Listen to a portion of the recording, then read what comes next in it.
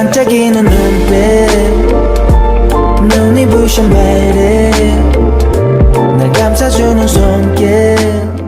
O Jang Su was feeling grateful, and Dong Seok had offered to help without hesitation when he found out Jang Su was struggling. Jang Su's daughter Youngju was living alone in the US after her mother Kang Soo-yeon got arrested for fraud. Jang Su had been unsure whether to bring Youngju back to Korea, but thanks to Dong Seok's support, he was finally able to do so. Dong Seok reassured him, saying it was easy for him to help and to come to him again if any problems came up. As Youngju returned, Jang Su, Dong Seok, and the woman named Moon Mi soon started to form a new kind of family. But trouble started again when Jang Su heard from Youngju that her mother hadn't come home the night before. Though things at work had settled, this news made his anger rise again. He had always tried to do his best, sending money every month, fulfilling every request, but Kang Soo-yeon had cheated on him and now was being careless with Youngju. After ending a call with his daughter, he immediately called Soo-yeon. His anger spilled out, asking where she had been and how she could leave Youngju alone. But Soo-yeon didn't seem to care. She coldly reminded him that they were divorced and told him to stop interfering in her life. Then she hung up. Jang Su was left speechless, staring at his phone. Moon Mi-sun, who had heard some of the yelling from inside the store, realized who he had been talking to. She quietly asked him what was wrong. Jang Su sighed and said he was worried because Soo-yeon wasn't coming home often and it was a critical time for Youngju's studies. Mi-sun then handed him a pair of sunglasses that Soo-yeon had left behind. She said she had thought about whether to give it to him and decided it was right to do so. Jang Su took them and muttered that Soo-yeon wasn't coming back to Korea anyway, so he might as well thrown them away. Then Mi-sun hesitated and told him something surprising. She said she had accidentally overheard Soo-yeon talking before, and it sounded like she had come back to Korea only because of money. Even the divorce had seemed to be for getting her share of the property. Jang Su was shocked. He had always made sure Youngju had everything she needed, so he couldn't understand why Soo-yeon would need more money. Just then, his phone rang again. It was Kang Soo-yeon. She asked him to send more money for Youngju's academy fees. Jang Su was confused since he had sent money recently. Even though he didn't fully trust her anymore, Jang Su decided to sell some valuable stock to cover the cost. He had promised himself he wouldn't sell unless it was really urgent, but he couldn't bear the thought of Youngju suffering. He couldn't ask his siblings for help. They had already used their savings to help someone else. So he quietly sold the stock and told Soo-yeon he would send the money, asking her to take better care of Youngju. He reminded her that their daughter was going through a sensitive time and that he couldn't be there except through calls. Soo-yeon gave a half-hearted response, saying she had to take Youngju to her academy and hung up. But not long after, another problem came up. Youngju called crying. She said she hadn't been able to pay her academy fees, not just for this month, but also for the previous one. She had told the school she'd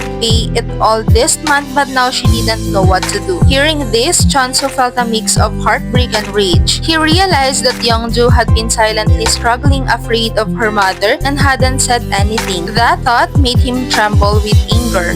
'Cause you are beautiful, a beautiful stranger.